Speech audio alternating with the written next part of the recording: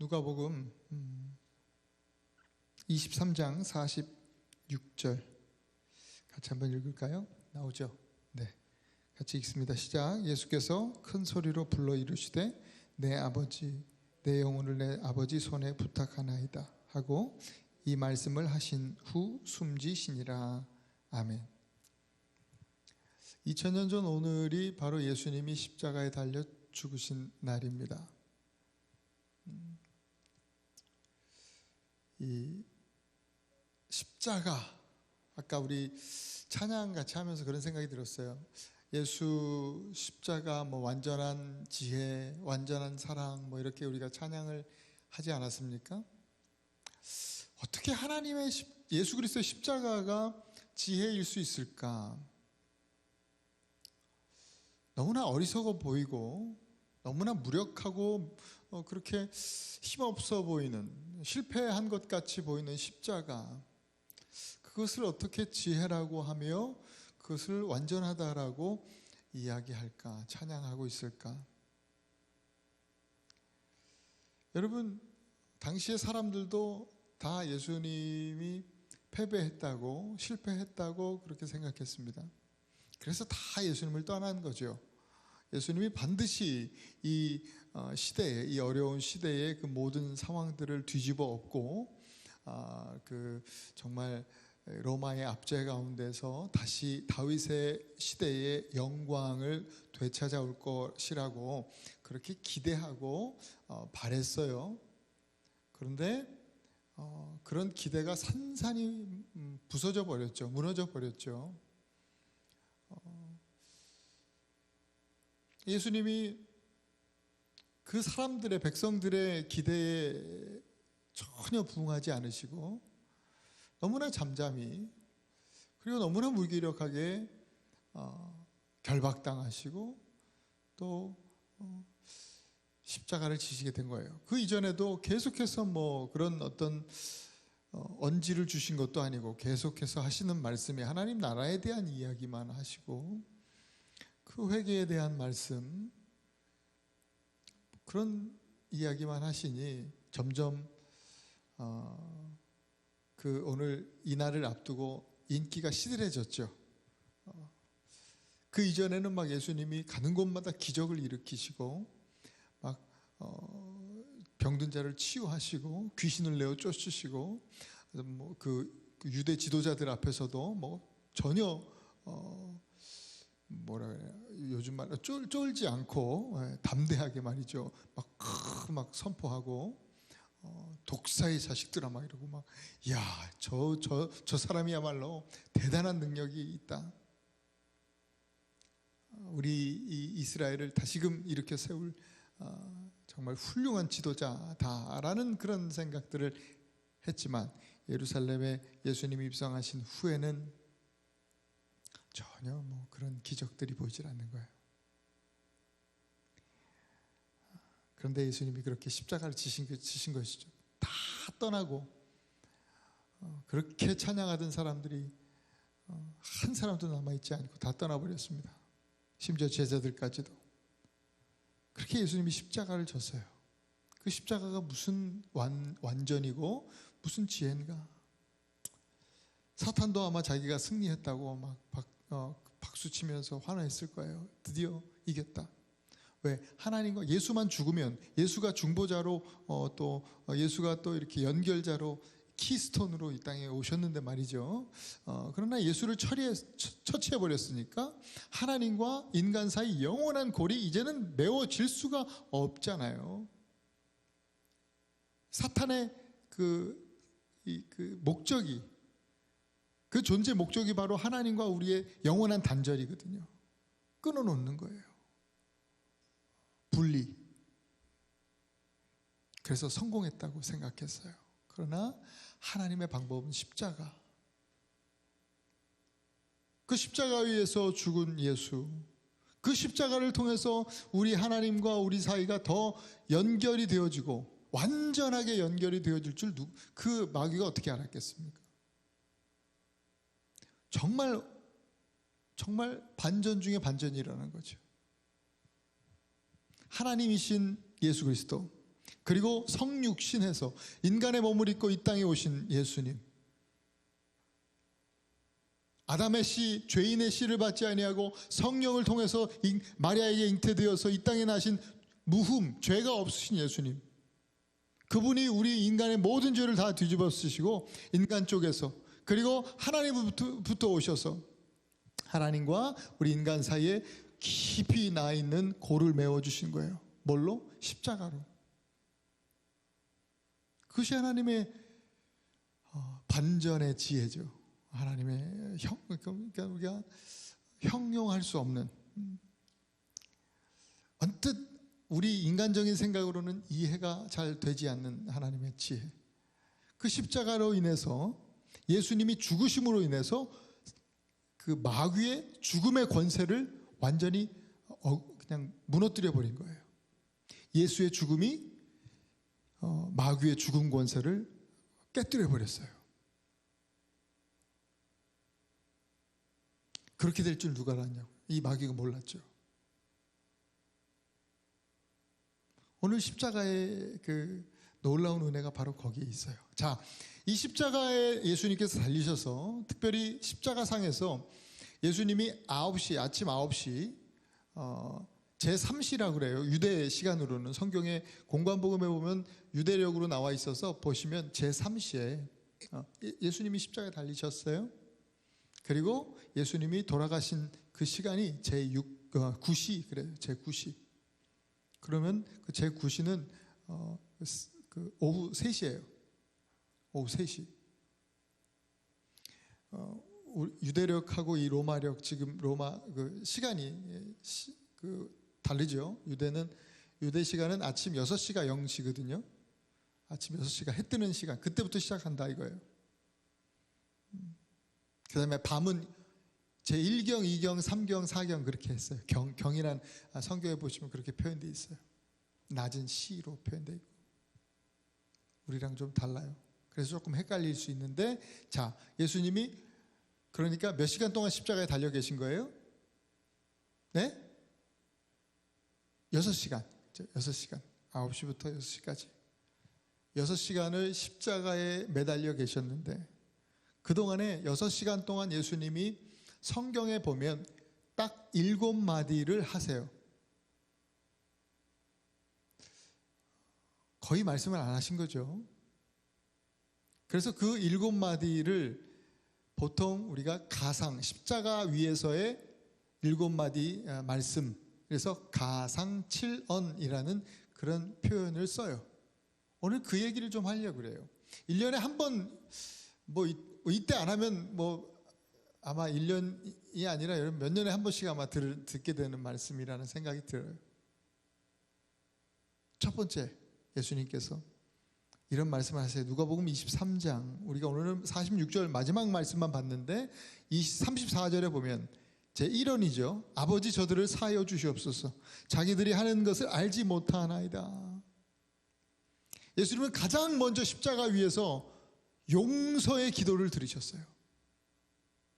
용서의 기도. 십자가의 복음이 바로 용서의 복음이에요. 여러분, 십자가의 복음이 용서하지 못할 죄는 없어요. 그래서 십자가를 붙들고 의지하고 해서 구원받지 못할 사람은 아무도 없어요. 예수 그리스도께서 십자가 지시고 거기서 하신 그 하나님의 용서하심은, 그리스도를 희생하심으로 하나님이 용서해 주심은 이 세상 그 어떤 죄보다도 커요. 그래서 모든 죄가 예수 그리스도의 십자가의 보혈로 용서가 되는 거예요. 그러나 죄 자체가 용납된다는 것은 아니에요. 용서와 용납이라는 의미가 다르죠. 모든 죄가 용서될 수 있지만 어떤 죄도 용납될 수는 없어요. 심지어 우리가 알지 못하고 무지 중에 지은 죄도 그건 하나님께서 용납하시지 않아요. 그 죄 때문에 우리는 심판을 받고 지옥에 가는 거예요. 예수님은 십자가 지심으로 그 용납될 수 없는 그 죄의 값을 치르셨어요. 예수님이 죄인지도 모르고 살면서 주님을 십자가에 못 박은 바로 저와 여러분들, 우리들의 죄를 용서하시는 것이죠. 그리고 여전히 죄인 줄도 모르고 살아가는 우리들, 회개하지 못하고 있는 우리들, 하나님 앞에 주님 용서해달라고, 저들이 하는 그 일을 지금 모르고 있다고, 그렇게 기도하는 거예요.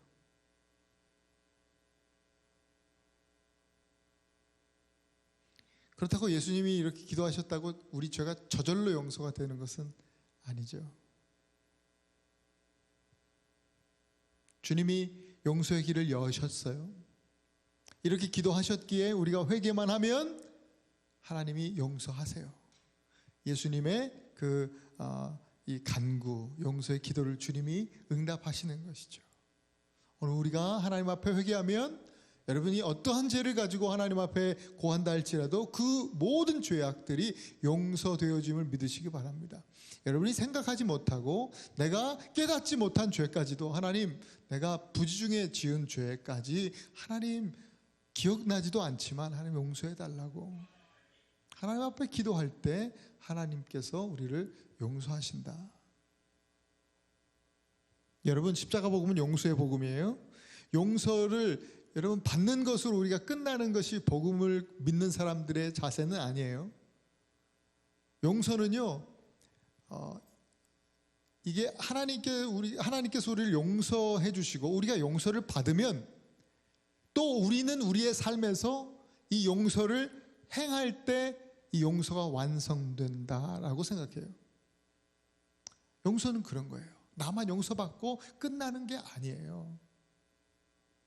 예전에 밀양이라고 하는 영화가 있었는데 여러분이 아마 어렸을 적에 벌써 저는 엊그저께 나온 영화 같은 생각이 들지만 여러분이 어렸을 적에 나온 영화라고 생각이 드는데 거기서 그런 내용들이 나와요. 범인이 감옥에서 뭐 하나님을 만났다면서 자기가 용서받았다고 하는데 정작 이 피해자는 용서하지 않았는데 그 사람이 막 그렇게 얘기하니까 막 분노가 끌어오는 거죠. 참 안타까운 장면들이죠. 용서를 받고 또 내가 용서하고, 용서를 한다는 것은 누군가에게, 여러분 속건제라는 그 용서의 제사가 있었거든요. 구약에. 그것은 내가 피해를 준 사람한테 용서를 구하는 그 제사예요. 그 사람한테 가서 용서를 빌고 그 사람이 나를 용서해 주는 것, 그 사람하고 나의 그 관계 안에서 채무 관계에 있으면 그분에게 모든 빚을 다 갚아주는 것, 그런 것이에요. 용서도 마찬가지죠. 제가 우리 민우 형제에게 뭔가 잘못한 일이 있으면 하나님 앞에 용서를 구하는 거예요. 형제에게 잘못한 것은 죄죠. 그것이 성경 안에서 죄로 규정하고 있으니까. 그래서 하나님 앞에 회개해야 할 죄예요. 동시에 형제와의 관계 안에서 내가 죄를 졌으니까 형제에게 가서 용서를 구해야죠. 그때 용서가 완성이 된다. 예수 믿으면 십자가 복음, 그 용서의 복음이 우리 안에 들어오면, 은혜로 충만하게 우리 안에 들어오면 용서를 구할 수 있는 용기도 주세요. 용서를 구하는 거예요. 제가 예수 믿고 저를 어릴 때 동네 구멍가게에서 저 어렸을 때는 동네마다 슈퍼마켓이라고 조그마한 구멍가게가 있어요. 마트는 좀 하여튼 슈퍼마켓이라 그랬어요. 구멍가게들이죠. 가서 제가 어릴 때 어린 마음에 너무 과자가 먹고 싶고 초콜릿 먹고 싶고 막 이런데 제가 돈이 어디 있어요. 저희 어머니가 돈을 잘 안 주셔가지고 돈은 없죠. 그러니 어린 마음에 슬쩍 초콜릿을 훔쳐온 적이 있어요. 살짝 웃으시는 분들은 다 경험들이 있는 분들 같은데 초콜릿을 훔쳐 먹었어요. 그리고 한 번이 아니에요. 죄송하지만 엄청 훔쳐 먹었어요. 그 아줌마가 다 알면서도 봐줬는지 모르겠지만 하여튼 엄청 훔쳐 먹었어요. 그리고 나서 제가 예수를 나중에 믿게 되죠. 회개했을까요? 안 했을까요? 하나님 앞에 회개했어요. 하나님 용서해 달라고. 하나님 용서해 달라고. 회개했는데 하나님 용서해 주시는 거예요. 감사하죠.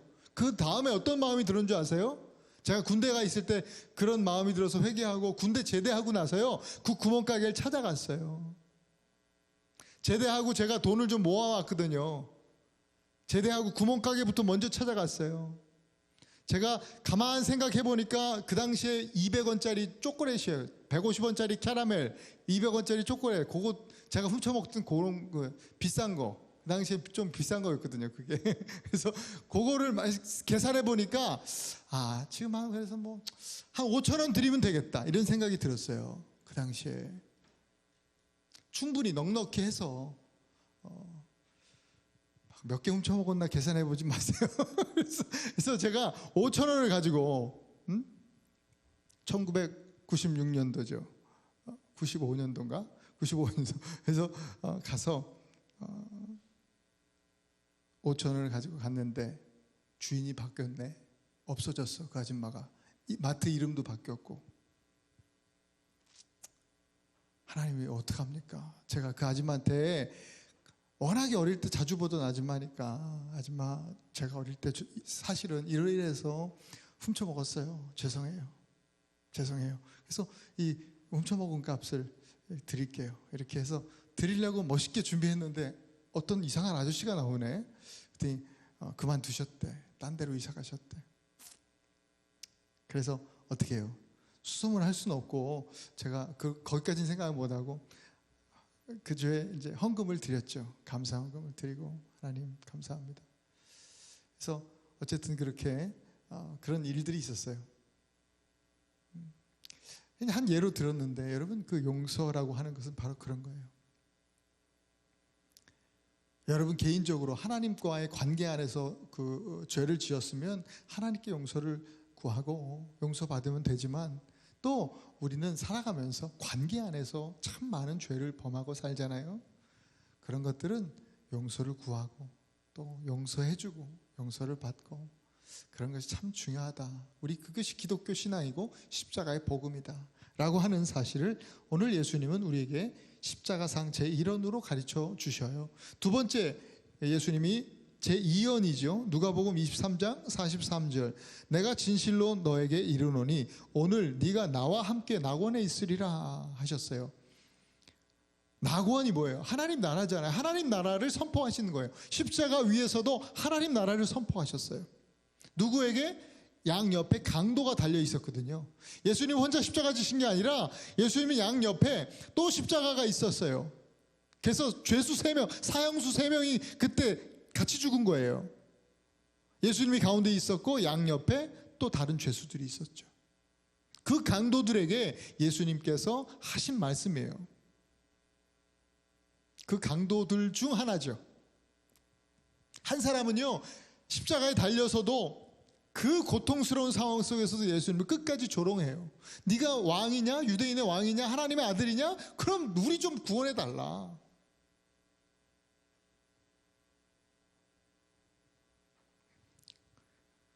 회개하지 않았어요. 근데 다른 한편의 강도는요, 회개합니다.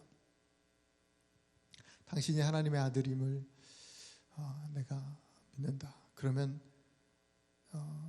당신이 거하는 바로 그곳에 나도 거하길 원한다. 예수님에 대해서 믿음을 갖게 되죠. 그때 마지막 순간에 여러분, 그 인생 강도로 사형수로 살았단 말이죠. 그렇게 어마무시한 죄수로, 십자가는 아무나 그렇게 지는 게 아니거든요. 엄청난 죄인이에요. 그렇게 십자가에 달려 죽을 만큼 죄를 진 사람이 마지막 순간에 예수님 만나고 회개하니까요, 예수님께서 네가 오늘 나와 함께 낙원에 천국에 있을 것이다. 구원받았잖아요. 그런 사람도 구원받는 거예요.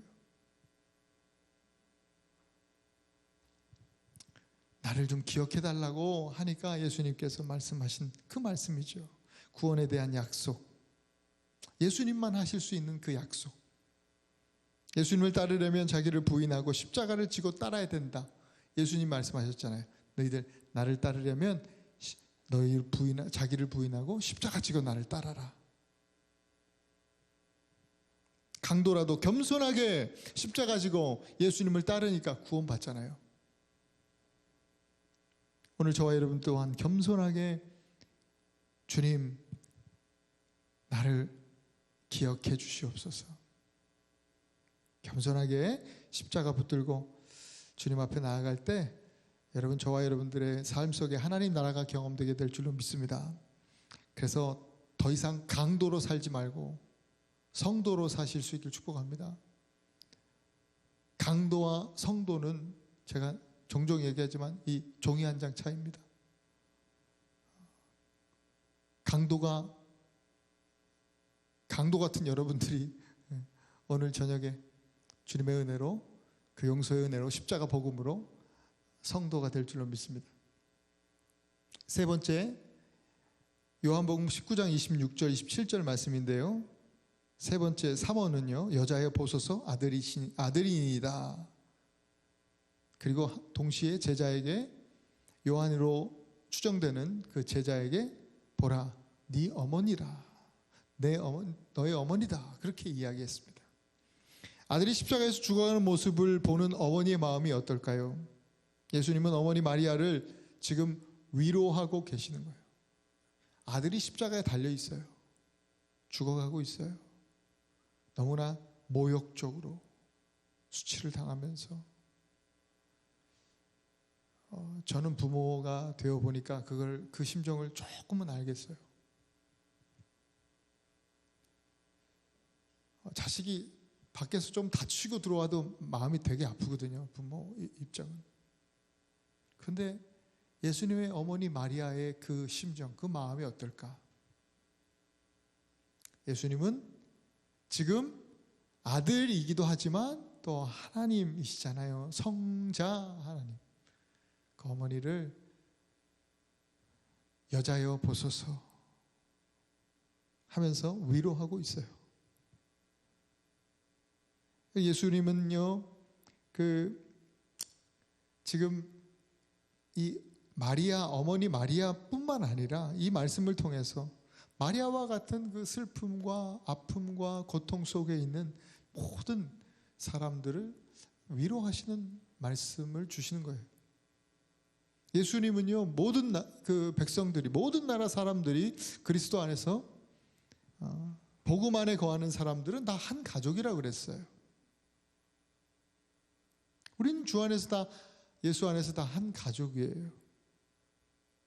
이번에 미국도 그렇지만 최근 들어서는 한국이 코로나로 인해서 엄청나게 난리도 아니었죠. 정말 슬픔과 비탄에 빠진 사람들이 많아요. 또 이번에 전쟁으로 인해서 지금도 여전히 참 어려움 가운데 있죠. 우리 주변에 너무나 그런 사람들 많아요. 힘들고 어려운 사람들이.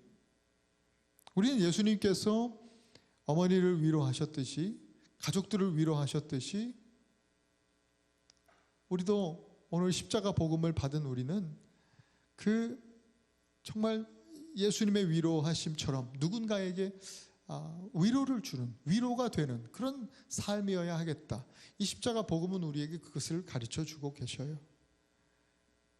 부모, 형제, 또 친지들뿐만 아니라 그동안 소홀했던 친구들 돌아봐라. 그리고 그들에게 위로와 사랑의 메시지를 전해라. 예수님의 이 제3어는 이런 말씀을 우리에게 주고 계시지 않은가 그렇게 생각해요. 4어는요, 네 번째 말씀은 엘리 엘리 라마 사박다니 하는 말씀이에요. 마태복음 27장 46절이에요. 번역하면 나의 하나님, 나의 하나님, 어찌하여 나를 버리셨나이까? 라는 말이에요. 이거 너무나 고통스러워서 지금 고통의 극한의 고통에서 하는 얘기예요. 크게 소리치셨다 그랬어요. 엘리 엘리 라마 사박다니. 사람들이 들으면서요, 저 사람 엘리야를 부르나 보다. 너무 힘들어서. 그렇게 들렸어요. 그 육신의 고통 때문에 소리치신 게 아니에요. 근데 이거는요, 하나님과의 단절 때문에 육신의 고통이 아니라 이 죄로 인한 예수님이 처음 경험해 보는 거잖아요. 삼위일체, 하나님과 한 분이시잖아요. 절대로 하나님과 분리될 수 없는 예수님이 우리 죄 때문에 우리 대신 하나님과 분리되는 거예요. 완전히 우리를 하나님과 연결시켜 놓으시고 당신은 완전히 분리되신 거예요. 그 영적 고통, 우리는 보통 느끼지 못하지만 예수님은 그것을 느끼면서 그 영적 고통 가운데 부르짖습니다. 어찌하여 하나님 나를 버리셨나이까. 근데 이 외침은요, 사실 구약 시대에 다윗의 시편에 거의 똑같이 나와 있어요. 시편 22편 1절이죠. 내 하나님이여 내 하나님이여 어찌 나를 버리셨나이까. 똑같은 말이에요. 엘리 엘리 라마 사박다니. 다윗의 시편에 있는 그대로를 지금 예수님이 고백하고 있는 거예요. 다윗은요, 그 시편 22편 그 3절에서요, 유명한 말씀이죠. 이스라엘의 찬송 중에 거하시는 주여, 주는 거룩하시나이다. 찬양하고 있거든요. 그리고 이 찬양을 22편 찬양을 하는 내내 하나님을 바라봅니다. 22편을 그 바로 지나가서 23편을 쓰는데, 여러분 시편 23편 너무 잘 알잖아요. 여호와는 나의 목자시니 내게 부족함이 없으리로다. 그게 무슨 얘기예요? 하나님 어찌하여 날 버리셨습니까? 라고 하는 그 메시지가 어디로 이어져요? 여호와는 나의 목자시니 내게 부족함이 없으리로다. 그러니까 하나님이 나를 버리신 것이 아니라 나에게 목자가 되어주셔서 부족함이 없이 하나님의 하늘의 풍성하신 은혜로 채우셨다라고 하는 사실을 우리가 알게 되는 거예요. 버리신 듯 하지만 그러나 하나님의 그 지혜, 그 반전이요, 하나님이 목자가 되신다, 인도자가 되신다, 하나님의 섭리는 반드시 이루어진다라고 하는 메시지가 담겨 있죠. 예수님의 외침은 어쩌면 다윗의 이 고백, 다윗의 찬양, 바로 이것이 아닐까요? 하나님께서 그 아들인 자기를 버리심을 예수님이 이해하지 못하셨을까요? 아니에요. 알고 오셨어요. 예수님 당신의 사역을 너무나 알고 계셨어요. 왜 하나님 날 버리십니까? 이해하지 못해서, 하나님 뜻을 몰라서 지금 절규하는 게 아니라는 거예요. 오히려 마치 시편 22편과 23편에 이어지는 그 찬송처럼, 찬양처럼 나의 참 목자가 되시는 우리 하나님, 신실하신 하나님의 그 인도하심이, 마치 그것이 십자가일지라도 시편에서는 나를 사망과 음침한 골짜기로 인도하실지라도 그 인도하심이 얼마나 큰 목자의 그 사랑의 인도하심인가, 은혜의 인도하심인가, 거기에 대한 찬송이 아닐까 싶은 것입니다. 여러분, 탄식과 절규가 나올 때, 우리 삶에도 그런 때가 있잖아요. 탄식이 나오고 절규가, 하나님 뭐 어떻게 나한테 이럴 수 있습니까? 왜 하나님 이런 일이 있습니까? 그럴 때 있죠. 그때 오늘 예수님의 외침을 기억하실 수 있길 바라요. 이 절규가 하나님을 향한 찬양으로 이어졌다는 사실을 기억하고, 우리의 삶에 탄식이 나올 때 예수님처럼 거룩하신 여호와 하나님, 우리의 목자 되신 아버지께서 우리를 신실하게 반드시 이런 고통 속에서도 능히 이기게 하시고, 이 사망과 음침한 골짜기에서 우리를 정말 푸른 초장과 잔잔한 물가로 인도하여 주신다라고 하는 주님의 인도하심을 믿고 믿음으로 찬송 중에 나아가실 수 있기를 축복합니다. 그것이 제 4원의 메시지. 그리고 제 5원, 요한복음 19장 28절, 내가 목마르다라는 말씀이에요. 예수님이 지금 엄청 맞으셨잖아요. 그리고 십자가 위에서 몇 시간 계속 계셨어요. 거의 돌아가실 때가 된 거예요. 많은 피를 흘리셨어요. 그러니 여러분, 탈진 상태가 오죠. 탈진 상태가 와요. 이 말씀하실 때 이미 육체적 한계에 다다랐을 겁니다. 무엇에도 한계가 없으신 하나님께서 이런 고통을 친히 경험하시는 거예요. 고통을 경험하시는 우리 성부 하나님. 그래서 주님이 우리의 고통을 누구보다도 이해하세요. 아시는 거예요. 인생 가운데 힘들고 어렵고 한계에 부딪히는 상황이 도대체 어떤 것인지 우리 예수님이 아시는 거예요. 내가 다 안다 말씀하시는 것이죠. 지치고 힘들어서 흘리는 눈물이, 그 눈물의 의미가 어떤 것인지 우리 예수님이 아시는 거예요. 예수님은 요한복음 4장 13절 14절에 이렇게 말씀하셨어요. 이 물을 마시는 자마다 다시 목마르려니와 내가 주는 물을 마시는 자는 영원히 목마르지 않을 것이다. 나의 주는 물은 그 속에서 영생하도록 솟아나는 샘물이 되리라. 저와 여러분의 영혼의 갈증, 이 영적 갈증, 우리 영의 목마름을 우리 예수님이 아시고요. 그 목마름을 해결해 주실 수 있는 분은 바로 오직 예수 그리스도 뿐이세요. 오늘도 우리의 영적인 목마름, 우리의 탄식을 아시고 그 갈망을 아시고 우리를 정말 생수로 채우시는, 적시시고 또 채워주시는 우리 예수님의 은혜를 사모하면서 나아가실 수 있길 바랍니다. 6원, 요한복음 19장 30절이에요. 제 6원이 다 이루었다라는 말씀이에요. 이 말씀 뭐예요? 예수님께서 우리의 모든 죄값을 다 치렀다 이 뜻이죠. 로마서 8장 1절 2절 그러므로 이제 그리스도 예수 안에 있는 자에게는 결코 정죄함이 없나니 이는 그리스도 예수 안에 있는 생명의 성령의 법이 죄와 사망의 법에서 너를 해방하였음이니라. 우리 에베소서 공부할 때 속량 배웠죠. 속량 기억나시는지 모르겠어요. 예수님께서 십자가에서 값을 다 치르신 거예요. 그 속량이죠. 예수님의 속량, 값을 치르고 우리를 사신 거예요. 세상에서 로마 시대 예수님 당시에는 누군가 돈 주고 이 노예 시장에서 사도 그 노예는 계속 노예예요.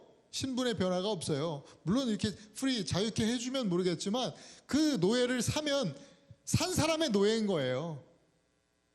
근데 예수님의 성향은 달라요. 예수님이 우리를 사셨어요. 그의 피로 우리를 사셨어요. 속량이 이루어졌어요. 신분의 완전한 변화, 반전이죠. 죄, 노예의 신분에서 우리는 하나님 자녀의 신분으로 예수님처럼 하나님의 자녀가 된다라는 거예요. 근데 우리는요, 때로는 살아가면서 처음부터 그랬던 것처럼, 처음부터 그런 신분이었던 것처럼, 마치 내 인생을 내가 이룬 것처럼 내 인생 내 것인 양 살아갈 때가 너무나 많아요. 이거 우리가 확실히 해야 돼요. 예수님께서 다 그 값을 치르시고 다 이루시고 다 이루었다 하신 것처럼 모든 값을 지불하시고 우리가 하나님의 소유가 된 것이다. 여러분, 우리가 이 은혜를 안다면 우리의 삶 속에서 우리 스스로 주인 행세하지 말아야 돼요.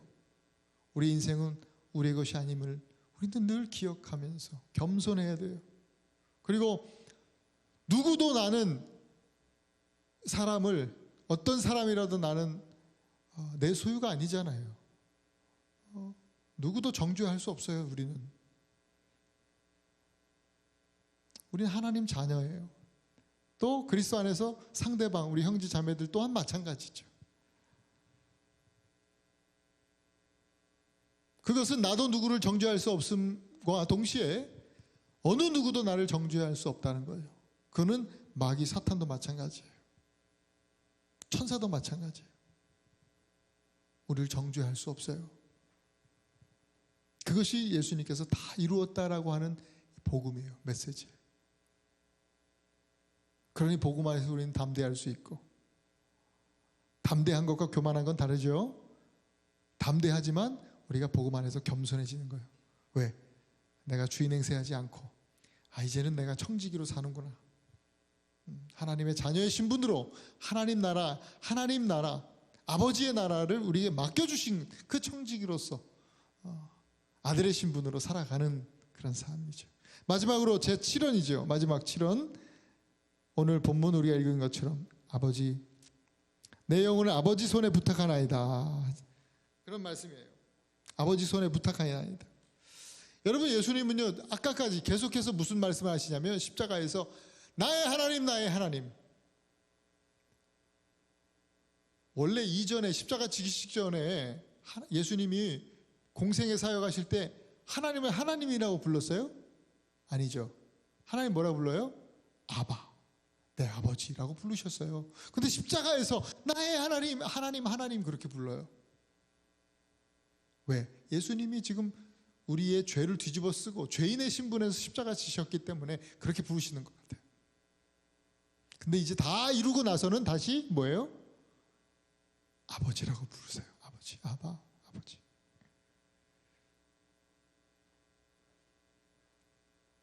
그리고 내 영혼을 아버지 손에 부탁합니다 그랬습니다. 부탁합니다. 우리말로는 부탁합니다라고 되어 있지만 헬라어 원어의 그 어원적 의미는 뭐냐면 옆에 놓다라는 뜻이에요. 그 단어가. 그러니까 아버지, 내 영혼이 지금 아버지 옆에 있기 원합니다. 그런 기도였어요. 나란히 놓는다는 뜻이에요. 그리고 그것은 동행을 말하죠. 동행, 다른 말로.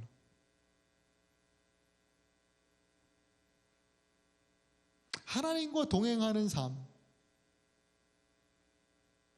그것이 십자가 죽음으로 끝난 것이 아님을 분명히 예수님 보여주시는 거예요. 예수님 평생 하나님과 동행하는 삶을 사셨잖아요. 그 십자가 사명을 이루시고 십자가 지신 이후에 하나님과 동행이 이제 죽었으니 끝난 게 아니라 계속해서 이어져 감을 예수님이 우리에게 말씀해 주시는 것이다. 여러분, 십자가 복음을 믿고 크리스천이 된다라고 하는 것은요, 예수님과 동행하는 걸 말해요. 영원한 동행이에요. 그것은 이 땅 사는 동안만이 아니라 영원한 동행이죠. 영원한 동행. 십자가의 복음에 바로 동행이라고 하는 축복이 있어요. 놀라운 거예요. 무엇을 하든지 간에 여러분, 누가 함께하고 누가 동행해 주는 것, 이 사실은 엄청난 이 차이를 만들어내잖아요. 네? 엄청난 것이죠. 제가 뭘 할 때, 뭘 먹을 때 우리 의진, 우리 간사님하고 같이 이렇게 밥을 먹는 그 밥맛이랑 옆에서 소라자매랑 같이 이렇게 사랑이 꿀 떨어지는 그 눈빛으로 서로 바라보면서 밥을 먹는 거랑 그 밥맛, 똑같은 걸 먹어도 다르겠죠, 그죠? 근데 이렇게 표정이 썩 좋지도 않은 것 같은데 자, 다르죠. 누가 동행하는가? 여행을 가더라도 누구랑 같이 가는가? 되게 대단히 중요하죠. 제가 수년 전에 승재 형제랑 여행을 한번 시카고를 한번 갔다 왔는데, 제가 승재랑 같이 갔다 오는 게 기쁠까요? 제 아내랑 오붓하게 둘이서 같이 갔다 오는 게 좋았을까요? 누구랑 같이 가느냐? 둘 다 좋았지만 분명히 차이는 있겠죠, 그렇죠? 다른 거죠. 우리가 예수 믿으면서 누구와 동행하는가? 예수님이 나와 동행해 주신다는 사실, 그리고 그리스도 안에서 우리는 하나님과 영원토록 동행하는 삶을 이제 살아간다는 사실은 너무나 중요한 것입니다. 아버지, 내 영혼을 아버지 손에 부탁합니다. 아버지와 늘 동행하기 원합니다. 늘 함께 옆에 있기 원합니다. 나란히 있다라고 하는 사실은 내가 앞에 가지도 않고 뒤쳐져 가지도 않겠다는 얘기입니다. 그건 또 함께 나란히 가겠다는 거예요. 우리가 기도할 때 그런 기도 가끔 하잖아요. 저도 그런 기도해요. 하나님, 성령보다 앞서지 않도록, 너무 앞서가지 않게 해주시고 뒤서지도 않게, 뒤처지지도 않게 하시고 늘 주님과 동행할 수 있도록 해달라고, 그런 지혜를 달라고. 오늘 우리가 이 기도를 주님 앞에 드리며 나가야 될 줄로 믿습니다. 예수님께서 예수님처럼 우리도 아버지께 우리의 영혼을 부탁하는 그런 기도, 오늘 이 저녁에 함께 드렸으면 좋겠어요. 그렇게 우리 삶을 맡기고 나갈 때 하나님께서 정말 예수님께서 그렇게 하셨던 것처럼 우리와 동행해 주시는 놀라운 은혜가 임하게 될 줄로 믿습니다. 여러분, 1년에 한 번 혹은 몇 년에 한 번씩 이 가상칠언 메시지를 들으실 텐데, 어쩌면 오늘 보통 제가 보통 3가지, 가끔씩 2가지, 뭐 이렇게 3가지 2가지만 하다가 7가지를 해가지고 지금 막 정신이 산만할 텐데, 매년 가능하면 들으시죠. 매년 들으시고 예수님께서 이런 7가지 메시지를 전하셨구나. 7가지 메시지를 통해서 우리가 하나님과 연결되어지고 더 친밀해지고 하나님의 용서를 받고 하나님의 자녀가 되고 하나님과 동행하는 그런 놀라운 은혜를 얻었구나. 이렇게 딱 요약해서 여러분들이 알고 계시면 되겠습니다. 그 은혜를 나만 가지고 있는 것이 아니라 또 우리가 그리스도인이 되었으니까 강도처럼 살지 말고 성도처럼 풍성하게 나누며 살아야겠다. 그러한 기도가 오늘 우리에게 있기를 간절히 소원합니다.